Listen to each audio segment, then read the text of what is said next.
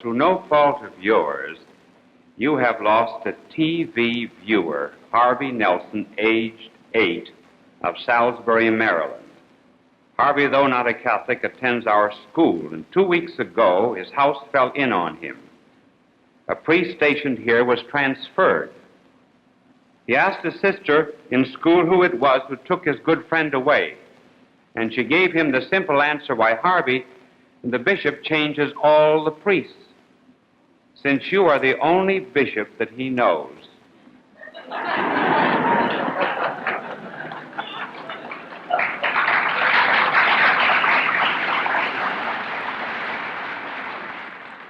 You are on his blacklist. I think it's a little matter you could easily straighten out and bring a lost sheep back in the fold. I shall have him watching just the same. Harvey probably thinks that ABC means awful bishop changes. Harvey, I want you to know that I had nothing whatever to do with it, but to make up for it, I'm going to send you a Christmas gift of making a trip to that friend of yours.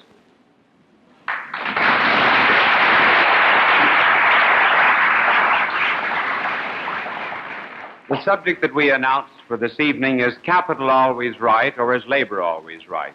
The immediate answer is neither. After all, economic disputes are very much like domestic disputes. Are husbands always right? Are wives always right? There's only one way that I can tell which is right when they're walking, and that is the one that walks ahead is mad.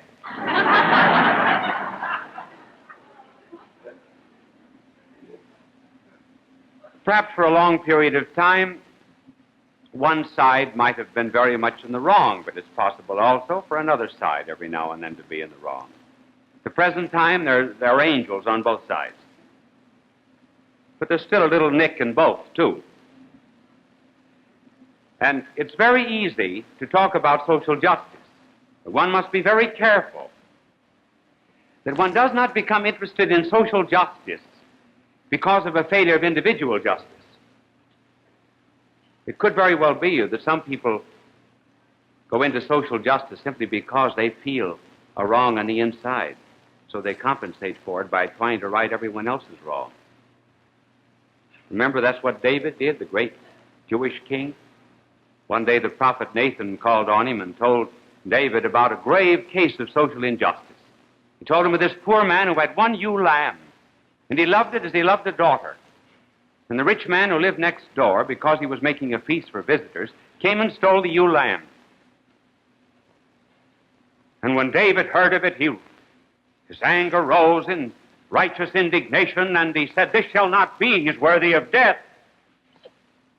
And Nathan pointed his finger at him and said, "Thou art the man." In other words, David had stolen somebody else's wife. And here he was concerned about a sheep.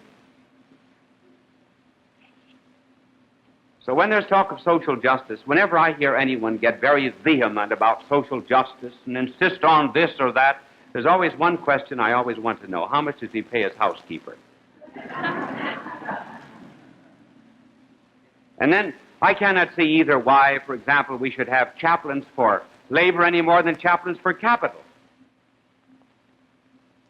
No class is always right simply because they are classes. Seems to me that the business of a chaplain is always to defend the common good and justice. And then he can choose in the conflict which side is right and throw his weight on that side. Now we'll begin to review something of the history of labor.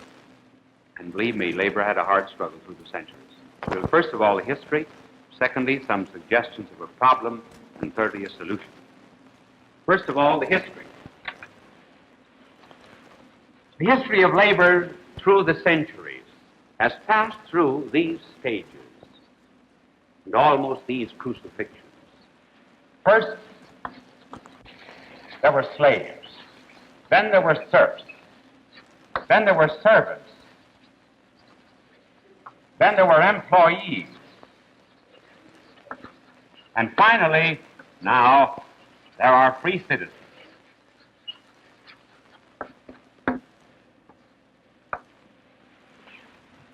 First of all, labor was slave in pre-Christian history. For example, in Athens, out of 200,000 free citizens, 20,000 of them alone were freemen. The rest were slaves. In Attica, that boasted of its freedom, 1/4 were freemen, 3/4 were slaves. Cicero tells us that Praetor Domitian at one time crucified one of his slaves simply because he was too anxious to shoot a wild boar. We know of Flaminius, who killed one of his slaves simply because a friend of his said he never saw a man die. Slavery was universal throughout the pre-Christian world. Except in the Hebraic civilization, one never reads of a slave market there. Those people were often in slavery. Labor gradually had to work its way out of the condition of slavery, and it finally did. Through the leaven of Christianity, slaves became serfs. Now, there's a world of difference between these two. A slave is property, just like a horse or a car. Serf is a person. And another difference was that the serf was attached to the land. And the lord of the manor, for example, could sell the land, but the serf remained. The serf paid a certain amount to his lord, and after that, he was free to work for himself until the land which was rightfully his. And he therefore had a great deal of security. He had what was known as status. Now, there's a difference between status and contract. When we come to this stage, we get into the stage of contracts. A child in a family, for example, has status. There's no contract between a child and the mother and father, but the mother and father will care for the child. Well, the serf had that status. And as I said, considerable security. There were indeed some abuses, but on the whole, the system was rather good. But through crises in history, this feudal system was done away with, and labor became known as service. It's interesting to note how this happened. There were 2 or 3 historical events that accounted for that transition, and the first was a decline of religion and morality, the breakdown of a sense of charity towards serfs. The second reason, the Crusades. Serfs were taken off the land. And furthermore, as they fought their battles, it was discovered that the serf equaled the knight in valor and bravery. So he began to feel his independence, and rightly so. But the principal reason was the Black Death,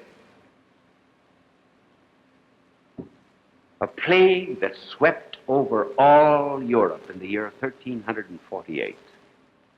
Think of it. It destroyed 1/3 of the population of Europe.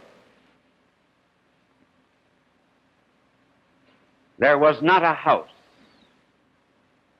in which there was not a death. There were some houses in which no one was left alive. This produced a tremendous dislocation, naturally, in the economic system. Serfs were now off the land. Some of them began to go into villages, and the serfs now became servants. They no longer had status as they did here on the land. Now they entered into contract. They were not attached to one master as they were with the serfs. They were even free to choose sometimes the kind of labor that they wished. But they lacked security. Sometimes their freedom was only nominal. And when this Black Death took place in 1348, labor that was free and became servants immediately raised prices. We have an historical record, for example, of a harvest that was done in 1347 for 3 pounds and in 1349 for 16 pounds. In fact, wages went up so high that the British Parliament in 1349 passed a law that the former serfs could charge only the same wages as were charged before the Black Death. The law itself was ineffective.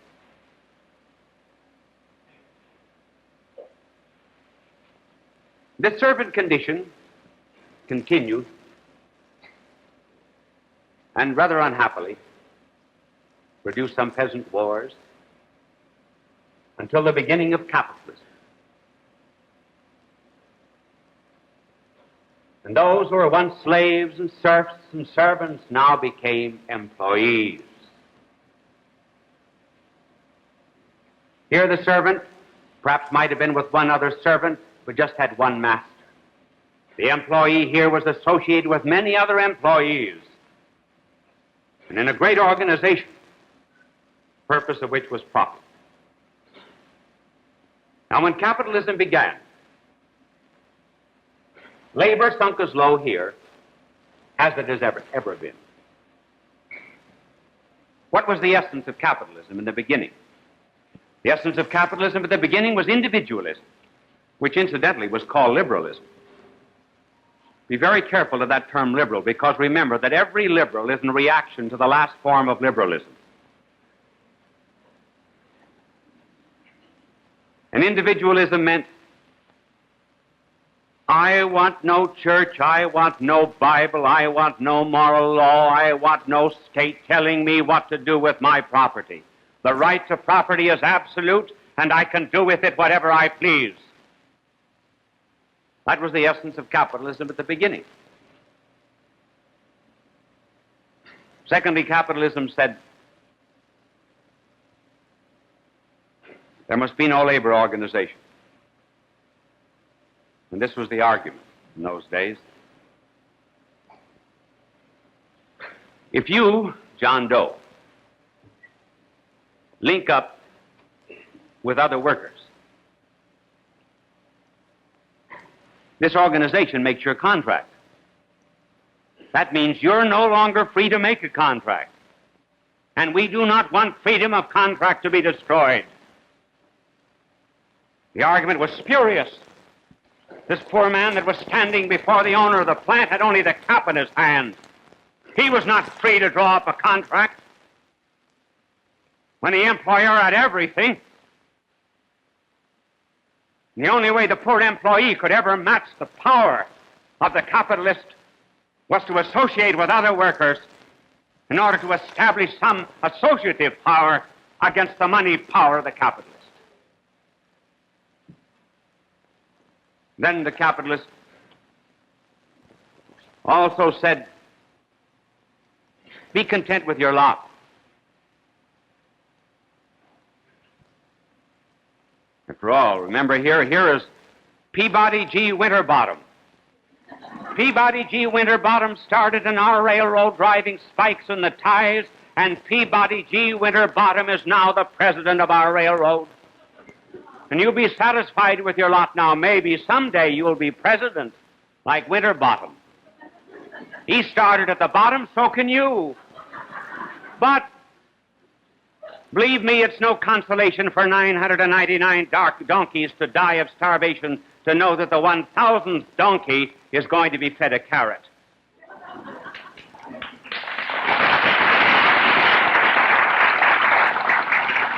And the inequalities that were shown labor at that particular time were not to be compensated for by some vague promise of promotion. And then, the way the workers were paid and treated. For example, in Wales, children between the ages of 6 and 10 were hired in the export business. In Lancashire, in one of the big cotton mills, there were 3,000 employees. 154 of the employees were 8 years of age. 1,233 were 11 years of age. And the pay was 60 cents a week.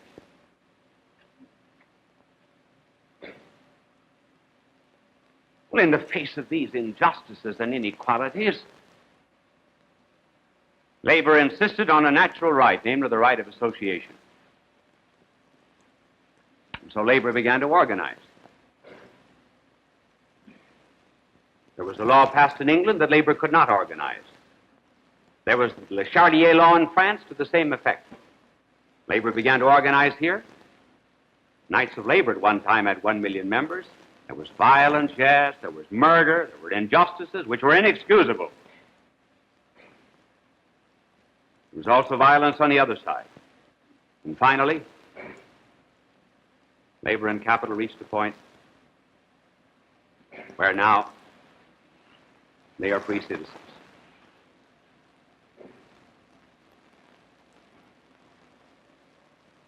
And the citizens, laborers of the United States, are the best paid in the world.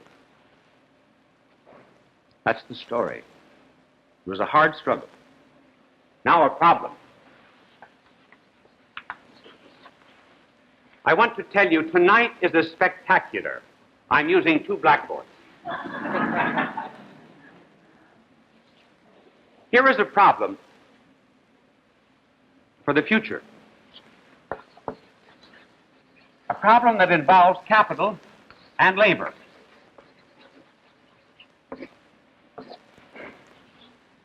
This is the problem in capital. There is a danger of a divorce in capital between ownership and management.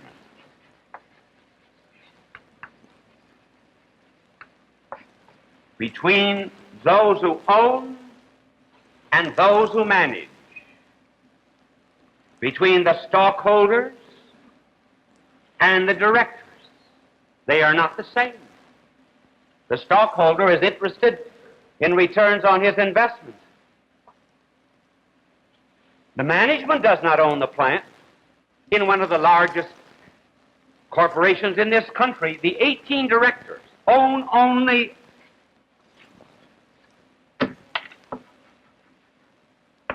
10,000% of the common stock.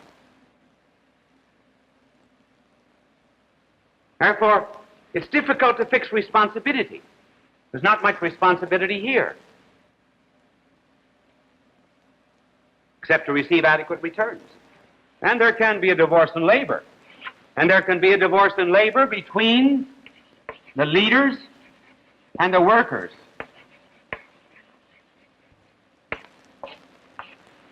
It can happen that those who lead do not work,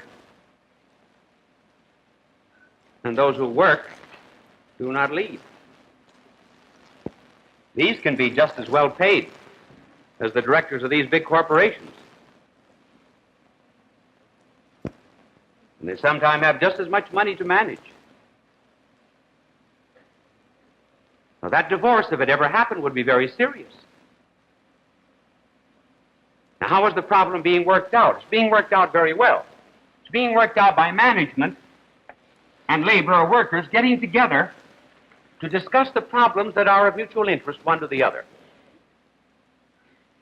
You know, one thing I would like to see a meeting of the labor leaders and the stockholders get together. That would be a meeting I would love to attend.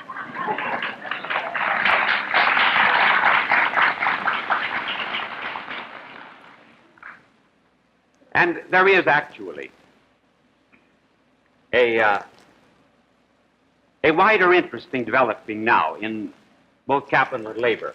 For example, management is beginning to be interested in workers to see that they get a living wage. They're beginning to be interested, for example, in the goods that they produce, that they are of good quality. They're interested in the public, namely maintaining employment. And the workers themselves are beginning to be interested in management. They're beginning to see, too, that they have responsibility to families, and therefore the strikes must not be called without a good reason, because after all, there are mothers and children and wives that are involved in every strike. And the workers, too, are beginning to see also that constant employment is essential for our national economy. There are problems indeed, but it must be admitted that labor has come a long way, capital has come a long way, and there's developing a mutual sense of responsibility. Now, how deepen and intensify that sense of responsibility? There's actually only one way to do it,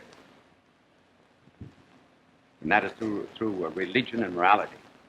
And here is a suggestion. Would it not be a good idea for industries to erect inside of the plants a synagogue and a Protestant and a Catholic chapel? These places of worship in the industry should not be paid for by management. They should not be paid for by labor alone either. The chaplain who is appointed should not be paid by either. He should not be the management chaplain. He should not be the labor chaplain. He should be the chaplain of both, interested always in social justice. I think it would do a world of good if the management would go in and kneel alongside of somebody in overalls. If they got down on their knees together, there would be less clenched fists. When the workers realized their sense of responsibility, they would attend union meetings so that the leadership would not be taken over by the communists. Furthermore, they would all discover that by eating one bread, they were one body.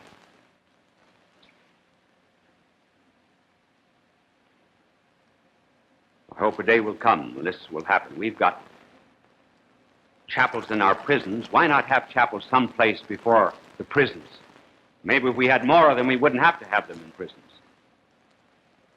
Some years ago, someone came to me and wanted to know if I wouldn't be interested in establishing a feast for Christ the Worker. And I was asked to write letters and so forth, and I refused, and I said, no. I do not believe we should ever have a feast of Christ the Worker. I said, if we have a feast of Christ the Worker, is he the enemy of management?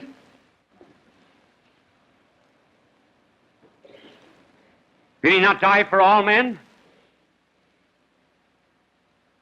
Shall we have a one-sided economic system? There's been too much one-sidedness. Instead of standing apart in justice.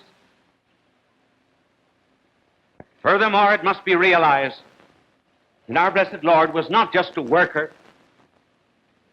As we are workers, our blessed Lord was not just a poor man.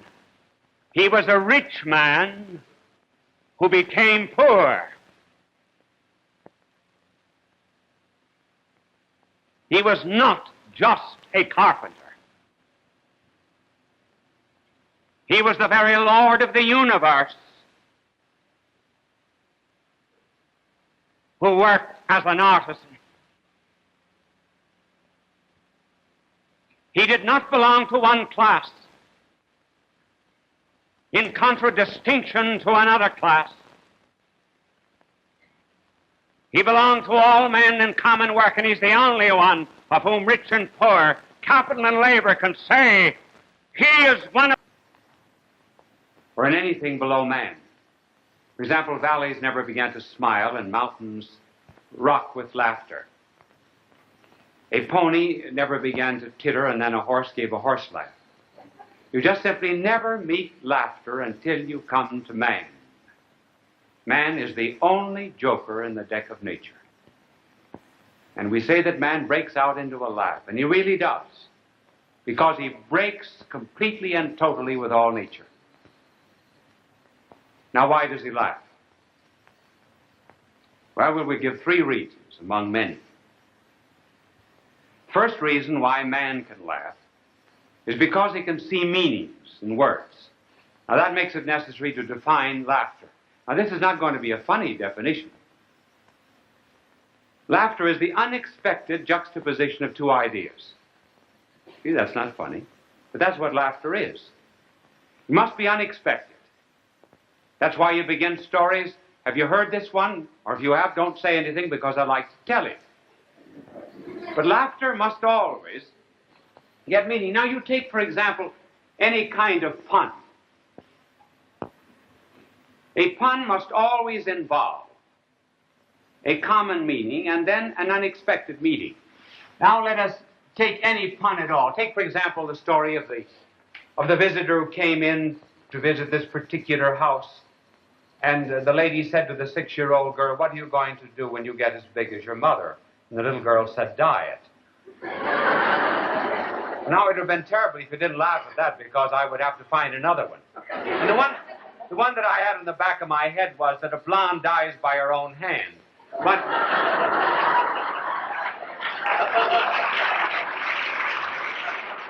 all right.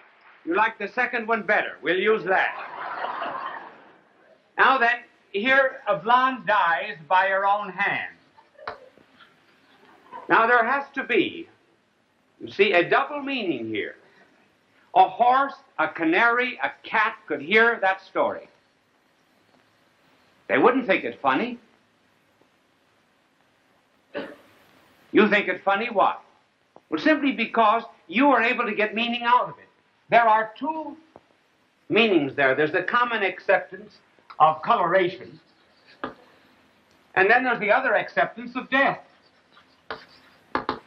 Now, if a box is filled with salt, it cannot be filled with pepper. And if the mind were purely material and just filled with that idea, it could not possess this. It's only a spiritual substance that can ever hold the two together. Man alone as a soul, man alone as an intellect, man alone is able to grasp meaning, therefore man alone can laugh. I know I chose puns. A great deal of fun made of puns. Said to be the lowest form of humor. Why is it said to be the lowest form of humor? Because it changes the subject. Your mind is going in one direction, suddenly it goes off in another.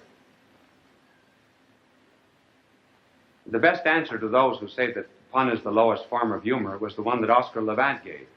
The lowest form of humor only to the person who didn't think of it first.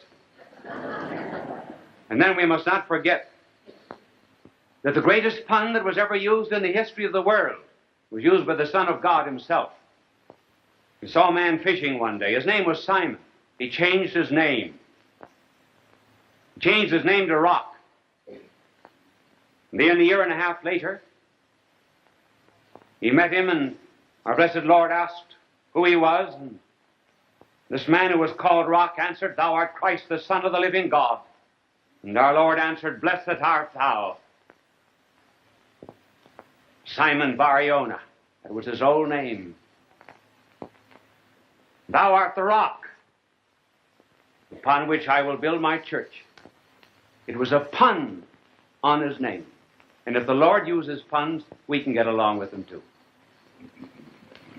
Now, a second reason why we laugh is because we are capable of entering into ourselves, seeing ourselves as we really are, looking at ourselves in a kind of mirror.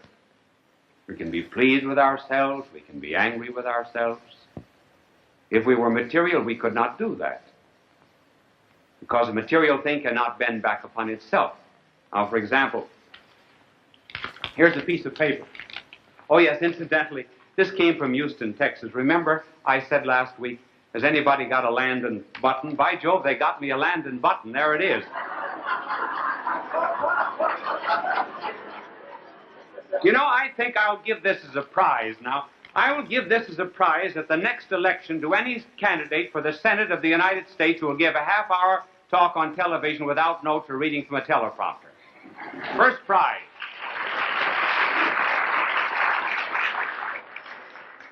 Well, here's a piece of paper. Now, this piece of paper can be bent, but one side of it can never possess the other side because it's material. And so, if we were purely material, we would never be able to look at ourselves and see ourselves as we really are. But because we have a soul and are spiritual, we are able to introspect. If we have humility enough, we can laugh at ourselves. And because we know our own condition, we can also project and find similar conditions and situations and foibles and weaknesses in other people. But most of us are not humble enough to enjoy that kind of humor. For example, if a cartoonist went into a room where there were 20 people and drew a caricature of the 20 people, every single person would think the caricature of someone else was really wonderful. That's just exactly like him. But that doesn't look like me. Few have the humility of Socrates. Aristophanes had written a play called The Clouds. And Socrates was indeed a great old philosopher. Oh, incidentally, he said marry. He said, because if you marry a good wife, he said, you'll be very happy. If you marry and she's an old shrew, you'll become a philosopher. Well, he became a great philosopher. So he went to this play of Aristophanes called The Clouds. And The Clouds satirized this great Athenian philosopher, Socrates. Socrates goes into the theater. When the curtain goes up, Socrates stands up, turns toward the audience so everybody can see how ridiculous he really is. Now, not many have that kind of humility. But at any rate, Socrates looked inside of himself. Then there's such a thing, for example, as the mimics. In order to mimic anybody, one has to be able to get on the inside of him, to even feel his gestures, to imitate the sound of his voice, and in a certain sense almost have something of his heart and soul. I think Ed Sullivan should be praised for having a mimic on his program one night who imitated him. It was one of the most marvelous imitations I ever saw in my life. I remember once I was giving a retreat, a priest retreat in Canada, and they told me that there was a priest who was making the retreat who was quite a mimic. Well, we had a half-hour recreation every day when we could talk during this retreat. And so I suggested that this priest give an imitation of me. He did. It was terrific. In those days, I must have begun every single sentence with "and so," because as he gave an imitation of me, every sentence began with "and so." And I asked if he could imitate anybody else. And then they told me a story about him. And the story was that he could imitate the bishop very well. Too well.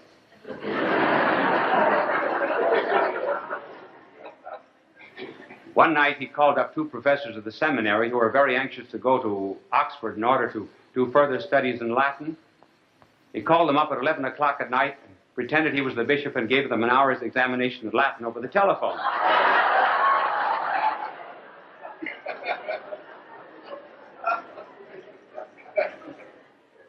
But I think the worst of all was way off in the outposts of this diocese in Canada. This priest was having 40 hours devotion.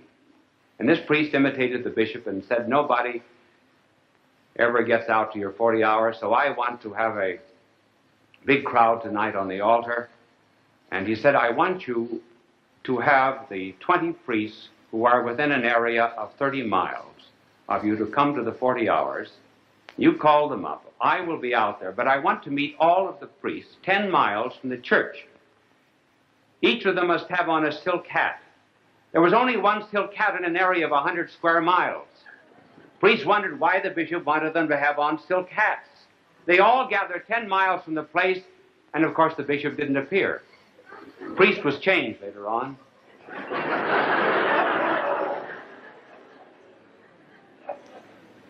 Well, introspection, therefore, requires a great deal of humility, and I say that almost only the saints have that. But do you notice today that there's very little mimicry and very little satire in the theater? Because if this is the only world there is, we've got to take it very seriously. It used to be 20 and 30 years ago, we used to laugh at dialect stories of Germans and Irish and Jews and so forth. Now, you can't tell them anymore. This is serious business. Tell a story about an Irishman and you get 20 or 30 letters. They used to pat you on the back. And the same goes for all the others, too, let me tell you. But we're losing something, probably because we've lost the sense of introspection. And then finally, there's another reason for laughing, and that has to do with the fact that we have a body just as well as a soul. You see, we are citizens of two worlds. We have matter in us, and we also have spirit. Something of time, something of eternity. We live in a world of fact, sheer fact. We live in a world of value. In order to produce laughter, sometimes there must be contrast between the two. There must be incongruities pointed out. There may be exaggerations, or there may be a degeneration of one value in relationship to another. If there were only matter in the world, nobody would ever laugh. Carbon never laughs. If this world were entirely ridiculous, nothing would be ridiculous. The only reason anything is funny is because it's in relationship to something else that's not funny. For example, you're walking along the street. There's a dead animal on the curb. Cat. And you just simply observe, a matter of fact, that the cat stinks. Well, now suppose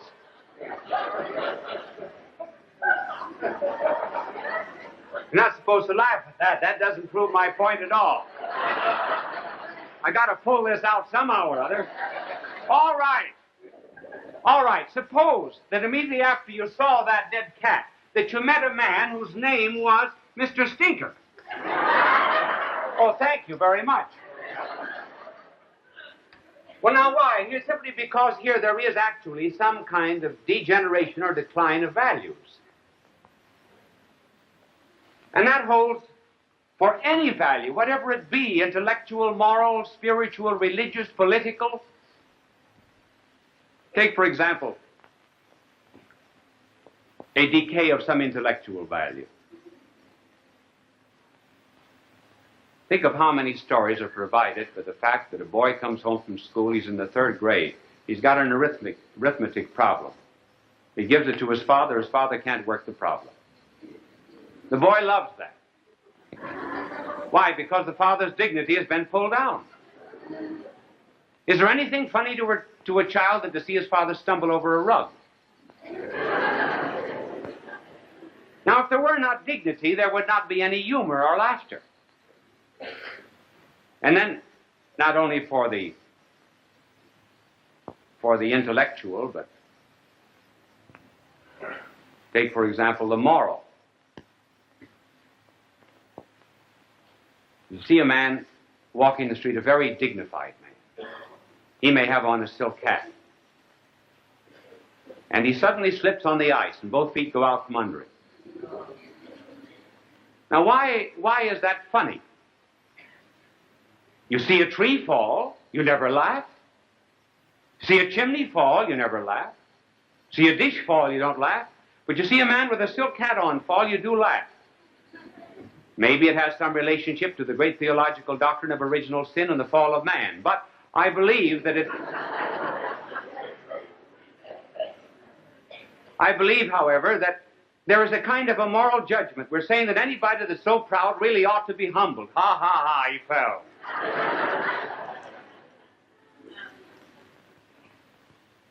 Then there is laughter afforded in the social order. Think of how many jokes there are about marriage. Well, it's because there's contrast between the seriousness of marriage and a certain amount of lightness. I heard of, oh no, I'm not going to tell that. Samuel Butler once said of a certain woman, he said, she never was made to be a mother, but she was made to be a mother-in-law. And then there's also all kinds of stories that are told, for example, about social climbers. Or I should say something, too, about marriages and mother-in-laws. Here is one. Did you know, I think there's too many jokes told about mother-in-laws. And in defense of mother-in-laws, this should be said, that St. Peter, who was called the Rock, St. Peter always remained on the most intimate and cordial terms with our divine Lord, despite the fact that our blessed Lord healed his mother-in-law.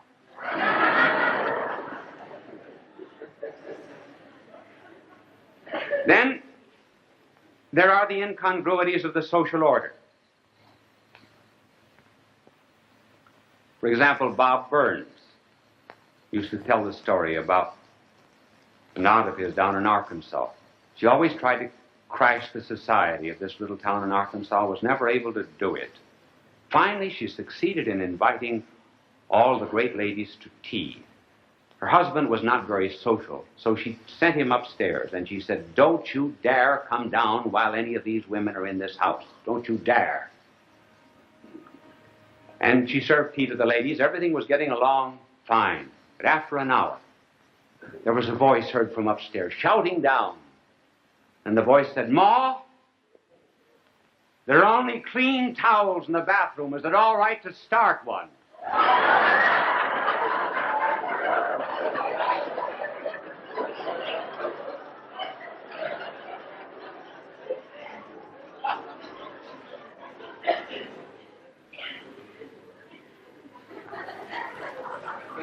Then there was the story also of this poor henpecked husband. His wife always insisted on buying his clothes.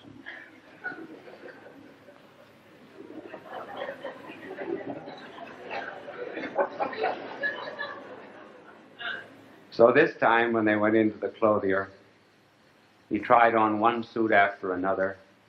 She picked them out. He didn't like them. And finally she became exasperated. And she said to him, all right, take whatever you want. You've got to wear it anyway." Well, he said, "Dear, at least the coat and vest."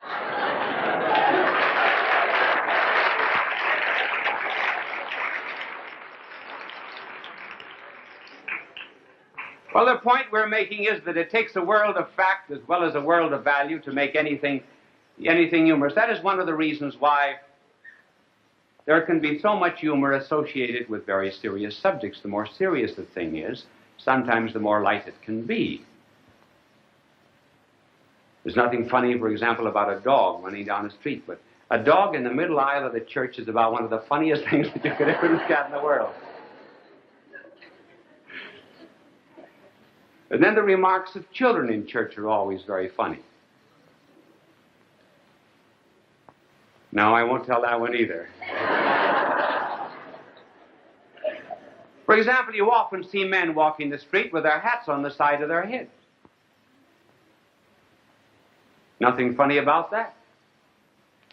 But suppose you saw me coming down the middle aisle of a church like this.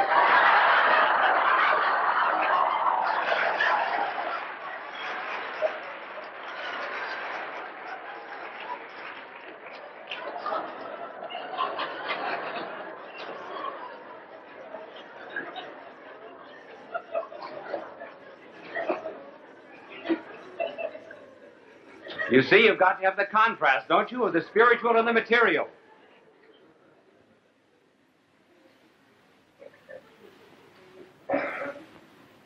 There therefore can be laughter when there's a decline in some way of values, such as here the decline of the spiritual and the contrast with something that is less spiritual. If one ever carries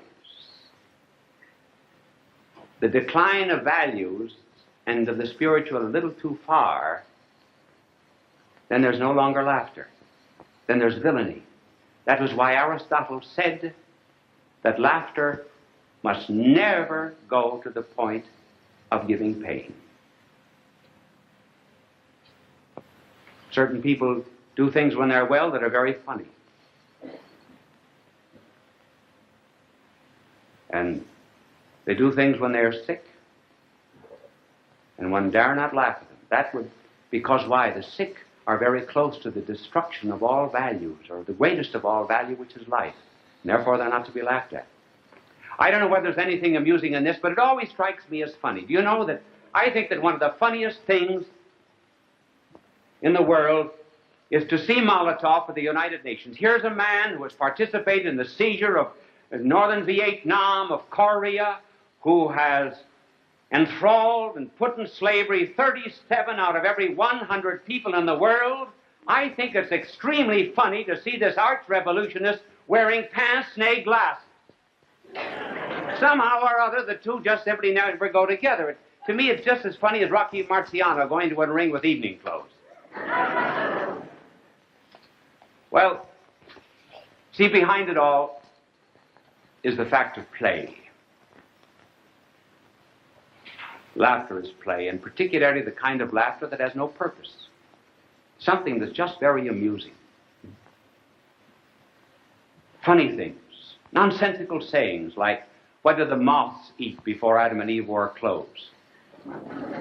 Makes no sense. It's something like the play of children. Here they are, hitting tin cans with sticks. Something also like the play that there is of an adult on a Sunday afternoon just watching the clouds float by. Something of the play that there is in Bach and the fugues of Bach and Mozart.